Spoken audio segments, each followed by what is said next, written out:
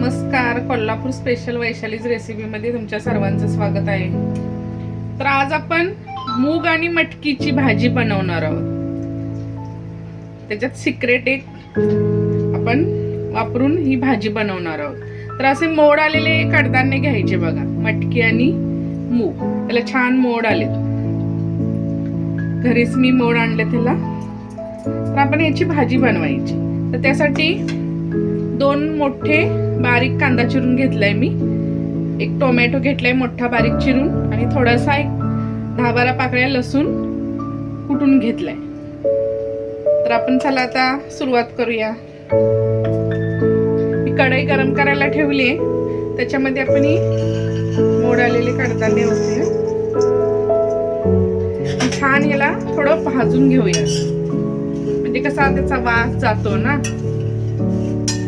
अशी थोडी भाजून घ्यायची बघा. कधी पण म्हणजे आपल्या भाजीला वास अजिबात येत नाही. थोडा वेळ असं भाजून घेऊया. जशी भाजल तशी बघा कमी कमी होत जाते. अशी भाजून केली ना म्हणजे की मस्त चमचमीत होते बघा आपली भाजी. अशी भाजून घ्यायची 1-2 मिनिट छान.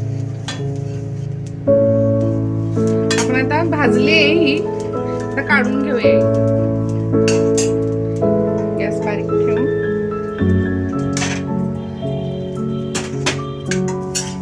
काढून घेऊया आपण.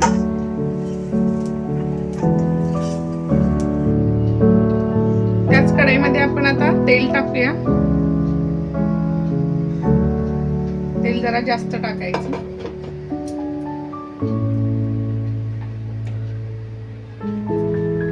तेल गरम होऊ दे. थोडीशी मोहरी टाकूया आपण.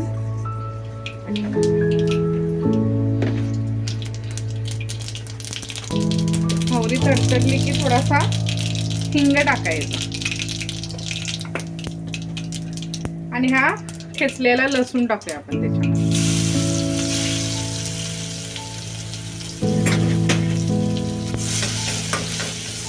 छान असं तेलावर थोडा परतवून घेऊया. नंतर टाकूया कांदा. कांदा भरपूर टाकायचा, कांदा जरा जास्त लागतो बघा. असे मोठे मी 2 घेतलेत कांदे बारीक चिरून. पण छान परतवून घेऊया. आणि आता टाकूया टोमॅटो.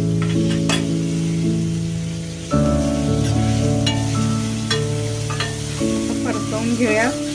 टोमॅटो नरम होईस तोपर्यंत असं चांगला त्याला पण परतवून घेऊया. मऊ होईस तोपर्यंत.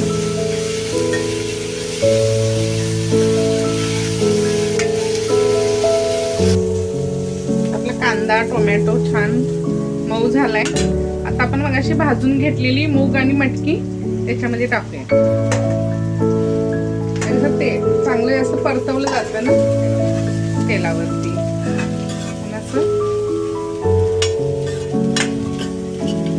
चांगलं परतवून घ्यायचं.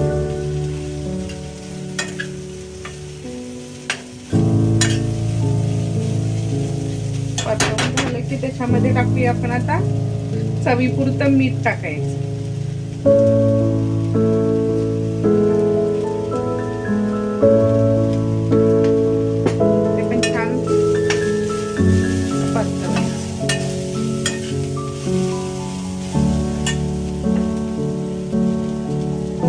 टाकूया हळद. थोडीशी हळद टाकायची.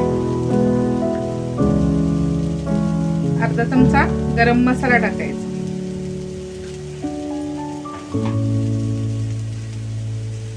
आणि हा कोल्हापुरी झणझणीत मसाला टाकतोय बघा.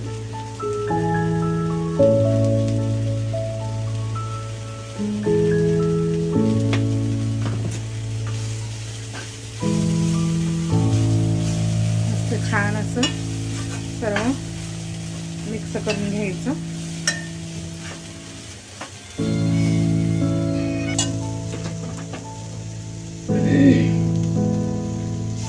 आता हे छान मिक्स करून झाले. आपल्याला गरम पाणी घ्यायचं आहे बघा. गरम पाणी आता आपण त्याच्यामध्ये ओतूया. तुम्हाला किती पातळ घट्ट हवंय त्यानुसार तुम्ही पाणी ओतू शकता त्याच्यामध्ये.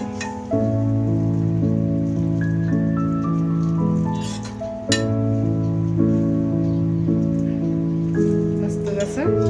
आता आपण याला एक 5-7 मिनिटं थोडं शिजवून घेऊया. झाकण ठेवून आपण शिजवायचं त्याला.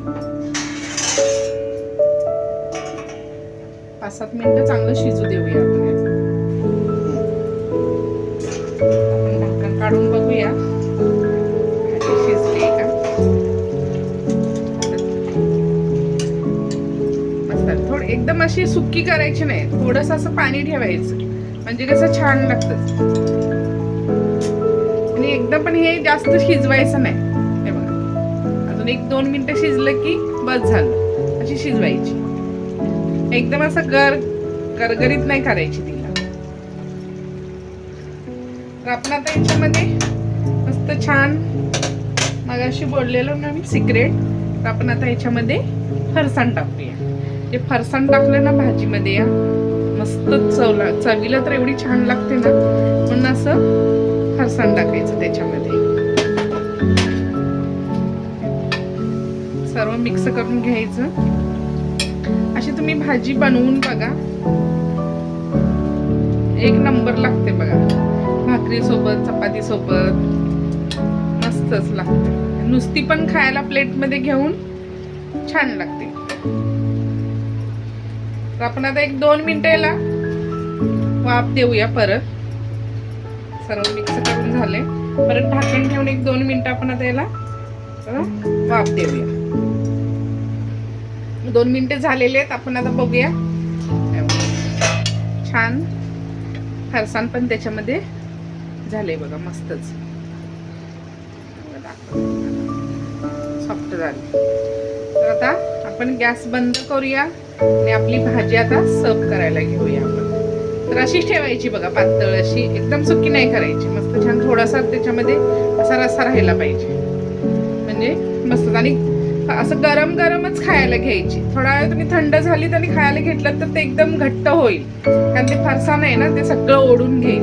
पण असं जेवायच्या वेळेस फरसाण टाकायचं आणि पटकन खायला घ्यायचं गरम गरम. गॅस बंद करून घेतोय मी आणि आपण आता सर्व करूया.